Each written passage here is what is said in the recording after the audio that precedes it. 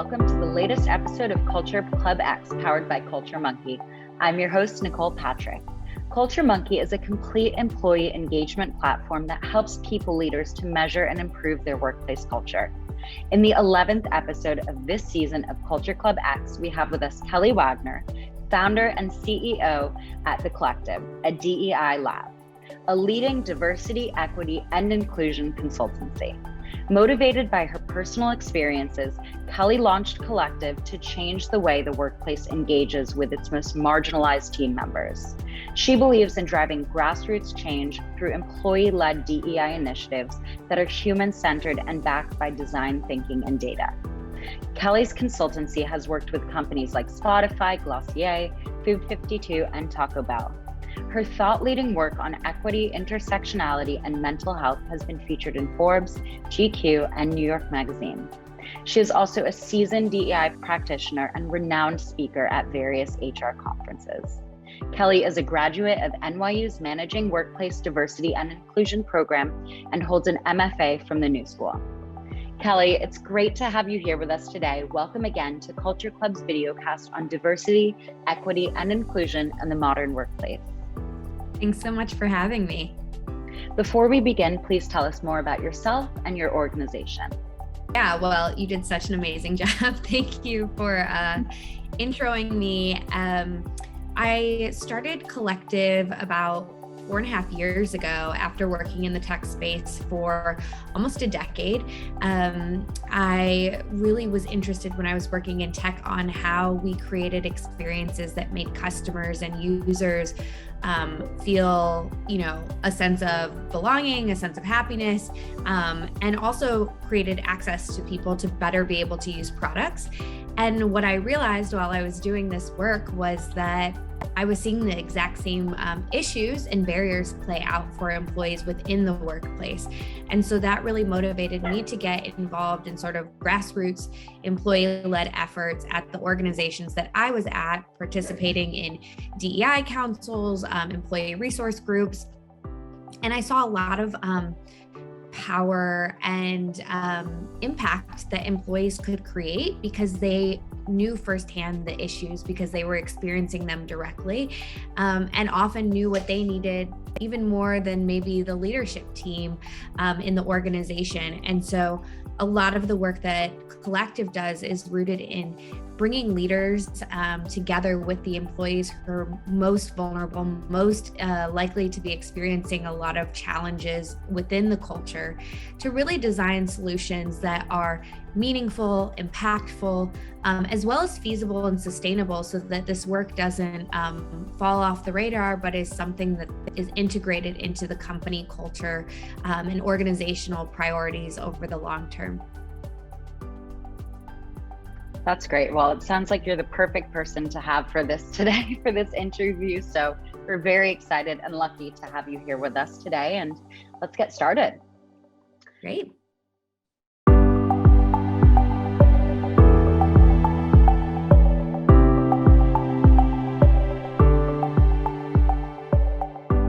Members often overlook what's essential while formulating policies around culture. It could be because of hurdles or because this is low on their list of priorities.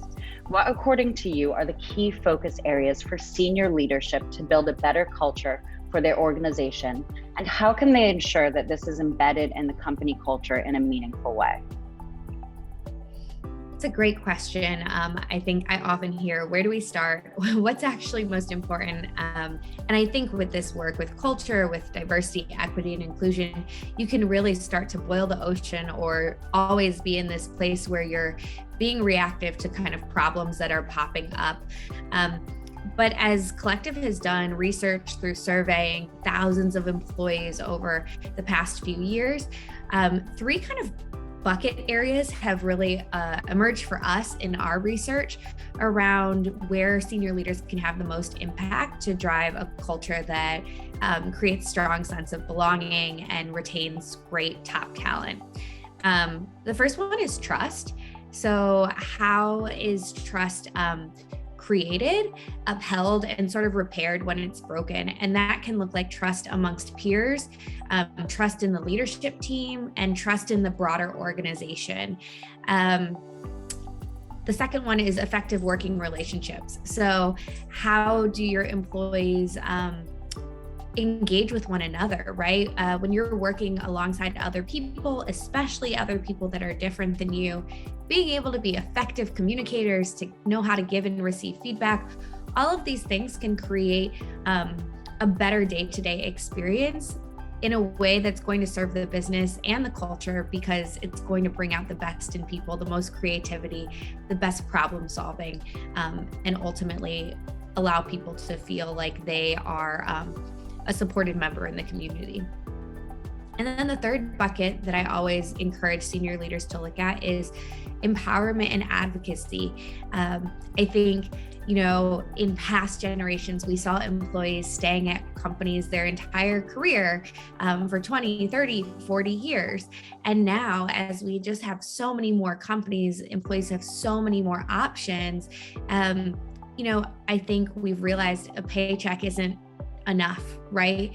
People want to feel invested in, they want to feel empowered, they want to feel like the organization that they work for really believes in them and has their back. And so that's another area that we really recommend focusing on. Now, these three pillars are probably going to look different in different organizations in terms of what solutions look like and what that looks like in practice. But I think the really important thing to remember is that if you want to embed it in the company culture in a meaningful way, you have to look at these pillars both at the individual skills and behavior level. So what are the skills and behaviors that people exhibit that strengthen trust, that strengthen working relationships and lead to people feeling empowered and advocated for, as well as the organizational structures. What does transparency look like, and how does that tie to trust around decision making? When you look at working relationships, how do you structure manager, direct report relationships and growth and development? So these things exist certainly through individual behaviors, but a lot of times it's really also important to be looking at the organizational structures and people processes that you put into place. I love that you're bringing trust into it. I think that's so cool. And I've spoken, about this to many people and interviewed them about it. And it really is so important that as an employee, you have trust with your employers, that they're looking out for you for the long run, especially because now employees really do have so many places that they can go to. So you want to know, okay, I'm going to come here and I'm going to work really hard for you and give you a big piece of my life. And I need to know that there's going to be support for me all the way around, and that empowerment, like you said, but trust that, we're really going to be in this together and not just me slaving away for you just for a paycheck. So I think that's a very cool way to put it. I think that's like the biggest difference too, right? Is that our parents and our grandparents, when they came home at 5 p.m., they were done.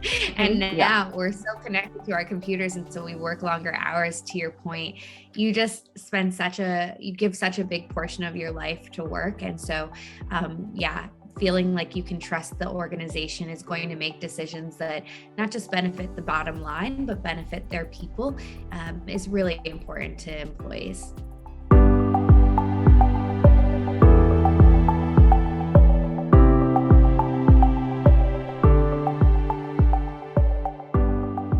There's no set company culture framework that can be replicated as a copy-paste mechanism. Once formulated, how can people leaders ensure organizational-wide scalability and permeability of good culture practices? What role can managers play in the process of change management? It's a great question. I think a lot of people put a strategy into place or say that they're committed to culture work or DEI work, but they don't really think about how do you operationalize it? How do you make sure that it's not something that is just some pretty words in a document, but is really absorbed within the culture? So I really recommend a 3-step process. The first one is setting really clear expectations and resurfacing them often.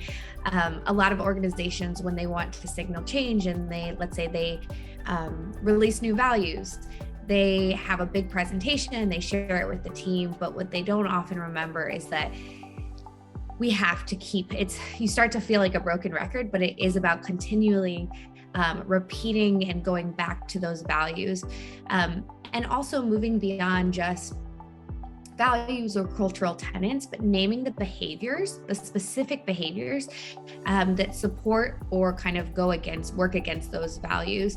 I think that's a part in operationalizing that a lot of organizations miss, is they name things like respect as a value, but what respect looks like to one person may look very different to another.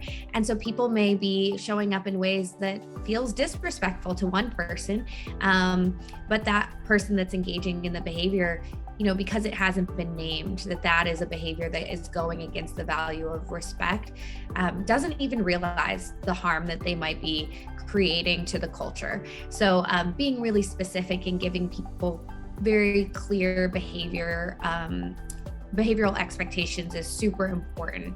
And one way that managers specifically can support in that part of it is really referencing values and cultural norms whenever they're giving feedback.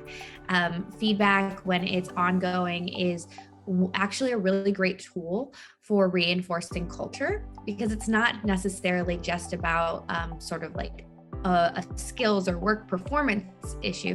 It's also about how are you doing the work. So that's a really great, easy touch point for managers to continue to reinforce those expectations. The second is giving people access to the resources and trainings that they need to upskill around those behaviors.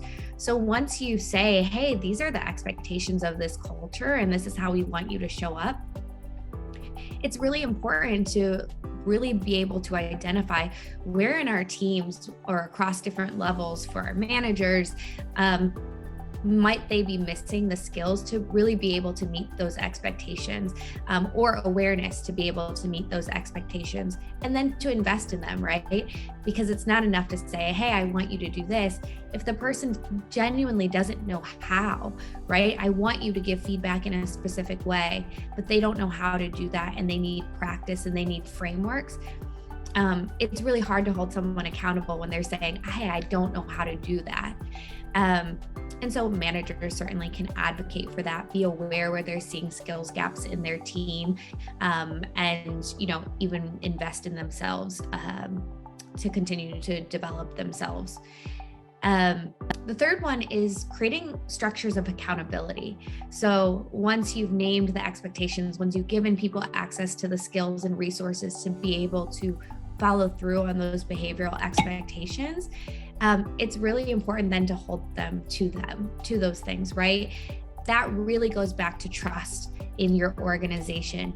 When a value is stated and behaviors are clarified, and then people see that, hey, there are folks who aren't engaging in those behaviors, or maybe are even engaging in behaviors that go explicitly against our values, and they're allowed to stay at the organization, or the issue isn't addressed, that can really erode trust. And it sort of makes the values or the cultural norms that you're trying to say are important seem like actually they're not that important at all.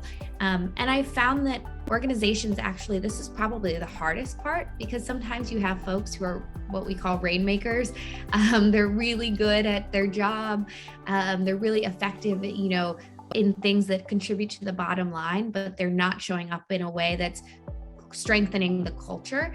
That's that moment, right? When you can tell, and when employees see how important are these cultural norms and these values that you're saying you want to drive, if you're not addressing it in the hard moments when, it's really important to do so.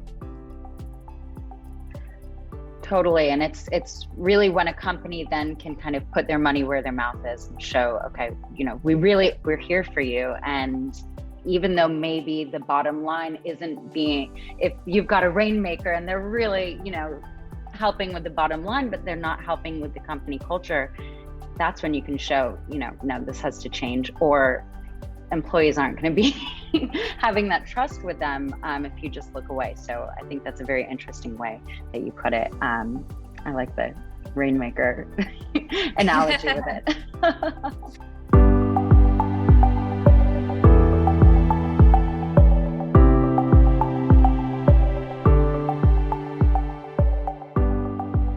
Recently, many big companies known to have a good company culture have reported a lack of proper DEI initiatives. How do you think the lack of proper DEI initiatives in an organization can affect the company culture? And why is just conducting a seminar or workshop on DEI not enough? That there are a lot of companies that get to a certain place in their development, in their growth, and have a really great organic culture. And that's almost always a testament to great leadership. That being said, as an organization grows and leaders, especially senior leaders who may have shaped the culture initially, aren't having as much direct access with employees, I think that's when things start to slip through the cracks, when the cultural norms become less scalable. You start to see teams start to have different microcosms and microcultures that go against sort of what the culture has historically been. And so having that sort of more formalized DEI structure, and I always call it sort of a lens or a layer on top of the work, allows you to just, again, operationalize, make sure that what you are trying to create is able to be sustained and is able to be present throughout all layers of the organization. I also think that, we go into companies that that might have like a great culture, right? But when they start to grow and they look around, they realize, hey, we're also pretty homogenous. And so a great culture can be really great for one type of person or a few different types of people. But as you get bigger, and especially if you're growing with a lens for increasing the representation of different identities and lived experiences on your team, what often happens is that the culture no longer is great for everyone, right? It was designed sort of with certain types of people at the center of it.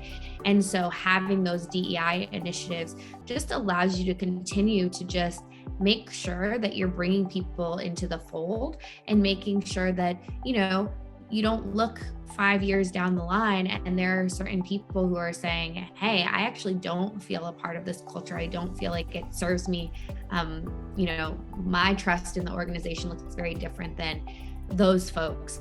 So I think that's important. And then to the, why doesn't just conducting a seminar or workshop on DEI sort of solve for the issue? Again, it's just a single touch point.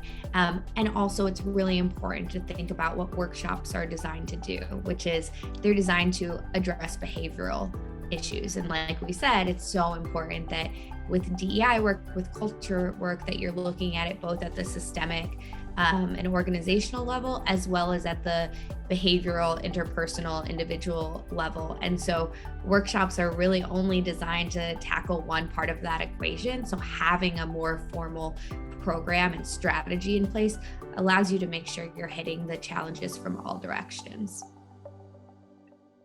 Absolutely.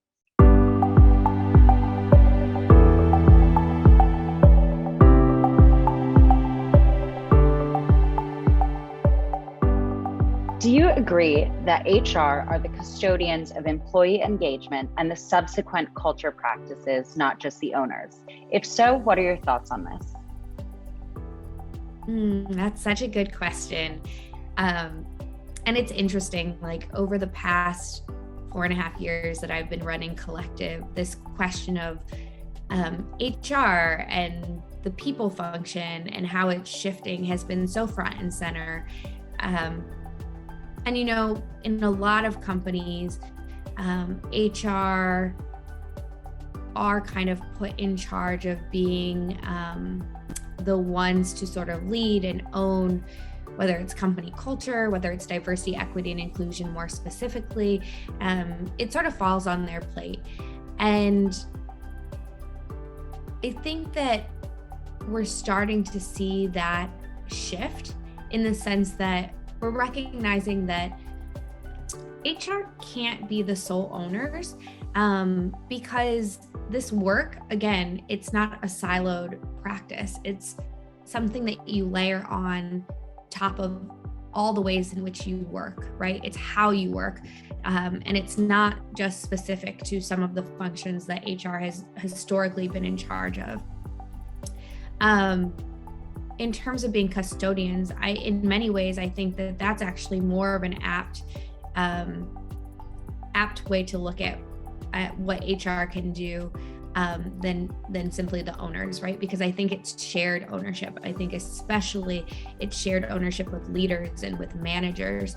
But I would look at HR as being a really strong resource, especially if they are, again, evolving with the ways in which the people function is sort of needing to evolve, and educating themselves on, core DEI functions, on placing themselves not just as a risk mitigator, but as an innovative partner to think proactively about how to engage, grow, retain employees.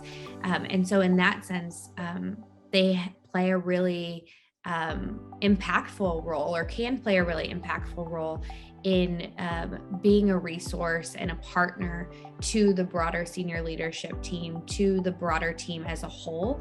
And I think with the lens of not just being asked to solve these problems, but being able to help upskill employees and managers to be able to better navigate conflict that arises, and be, again, to encourage other people to also be custodians of this work. Exactly. I think that sometimes if you just lay everything onto HR and, oh, that's their problem, they'll deal with it, then no one really takes the responsibility for the company culture, when in reality, that's something that everyone needs to take responsibility. And so when they're the custodian, then, maybe they're the people that you go to if you need a little bit of guidance, or to make sure everything's kind of going in the right way, and right, oversee everything. But it really is important that everyone is responsible for the company culture, and it's not just kind of brushed under the rug for HR to deal with. So totally agree. Yeah. One of the ideas I like to use with my clients, I talk a lot about sort of this idea of civic engagement, right? Mm-hmm. So as a citizen of a country, you have sort of, things that are expected of you. You're expected to pay taxes, you're encouraged to vote, right? Things like that. And I think of it similarly in a company, right? Which is, at a company, you are benefiting in certain ways, whether it's financially through a paycheck, but even especially if there's a good culture, you're benefiting from the culture and the resources that are invested in you. And in return, what is your duty to continue to drive and shape that culture in a positive way? And so when we're building strategies with our clients, one of the things we often talk about is creating very clear expectations with all employees of how they can contribute to the culture, and not necessarily mandating specific things like you have to be on a DEI committee, but rather giving them options, right? Here are ways that you can support the culture. Here are ways that you can drive. You can take a training to build more awareness so that you can better engage with your colleagues around a particular background. You can be a part of a DEI task force and put on, an event or participate in, sitting on a recruiting panel. So giving people options of ways that they can participate, but then holding them, again, accountable to some form of participation.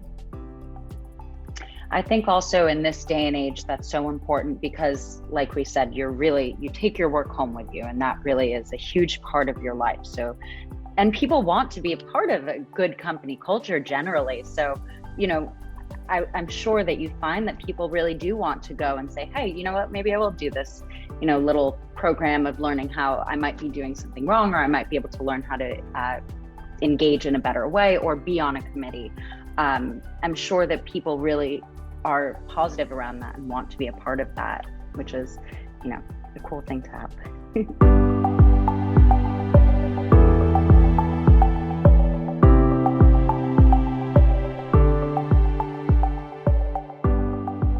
How do you think people leaders can leverage technology to implement DEI and B initiatives in their organizations?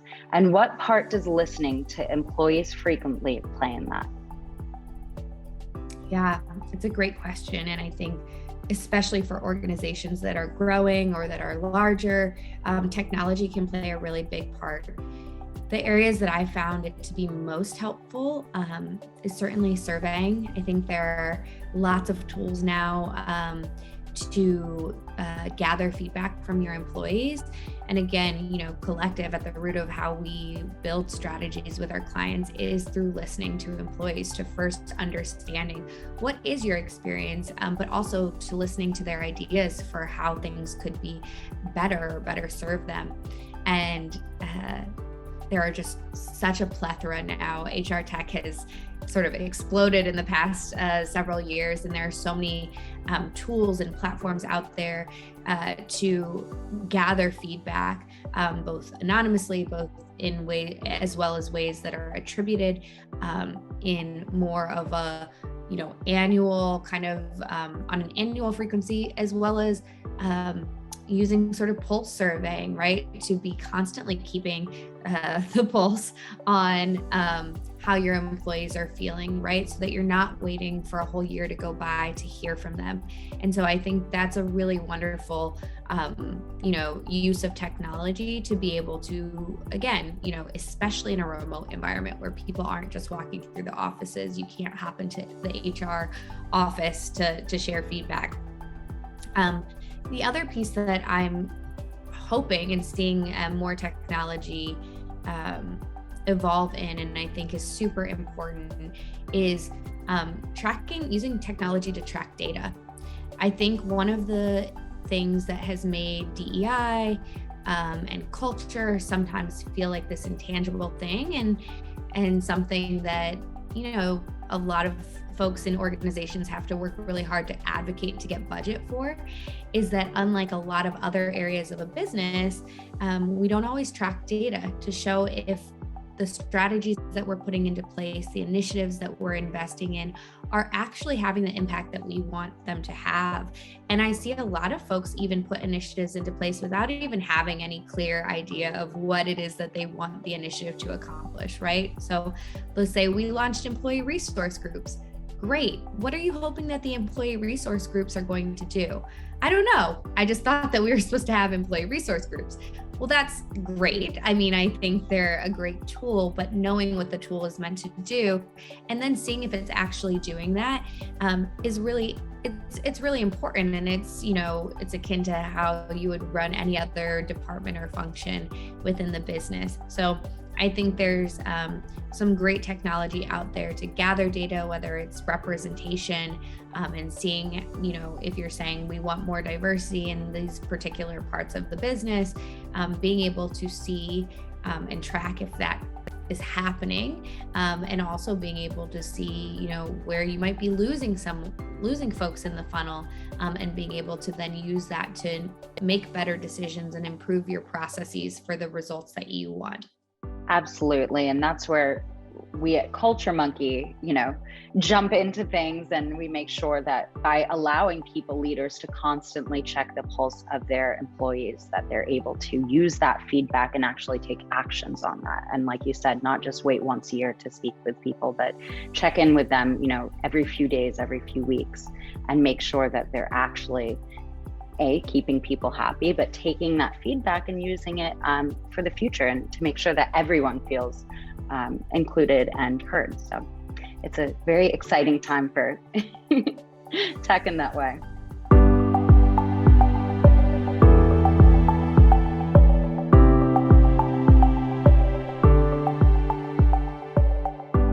According to you, should top business leaders focus on with respect to DEI and B policies to avoid attrition due to DEI related issues within an organization?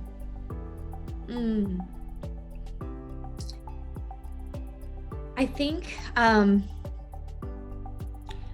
having really strong feedback loops, like you just mentioned, and setting really clear expectations and processes around how that feedback is utilized.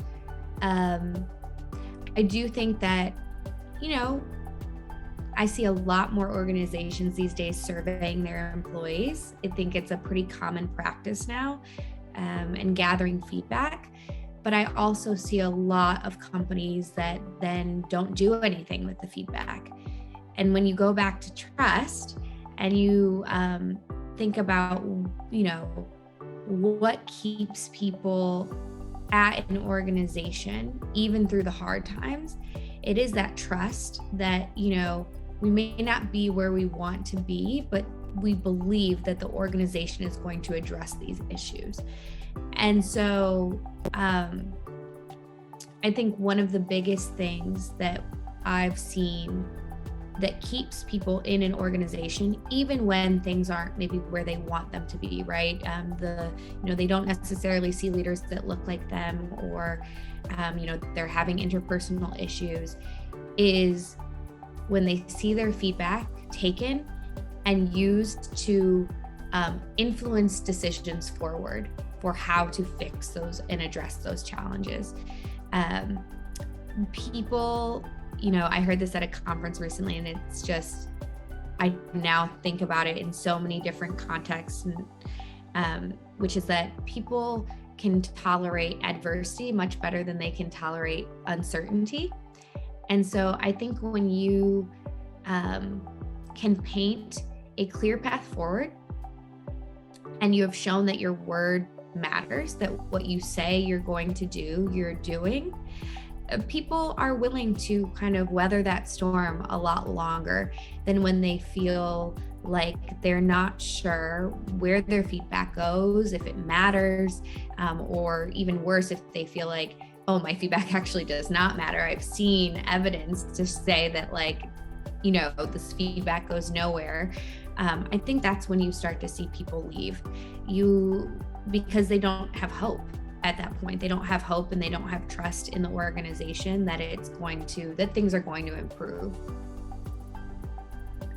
I completely agree. And that's very interesting, what they said in that conference. I like that.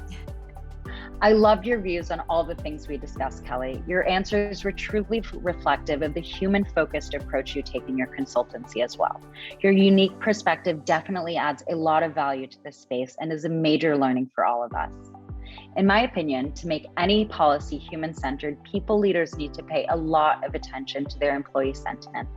Only when they put people first can they achieve the result they expect. CultureMonkey actually solves this for people leaders so effectively. Its employee feedback platform enables leaders to constantly listen to their employees' sentiments in real time, provides them with real-time analytics, and lets them take decisive action. So if you want a super swift tool and to improve your company culture, visit www.culturemonkey.io today. With that said, thank you so much for your time, Kellie. This was a very interesting and engaging discussion. I'm sure our audience will agree too. Please let our viewers know how they can connect with you and share their thoughts on this topic. We always love meeting new people over at Collective. You can check out more about us at www.hello-collective.com. And you can also follow us on Instagram, LinkedIn, at Collective DEI. Well, that's all we have for you in this episode of Culture Club X, powered by CultureMonkey. Until next time, this is your host, Nicole, signing off.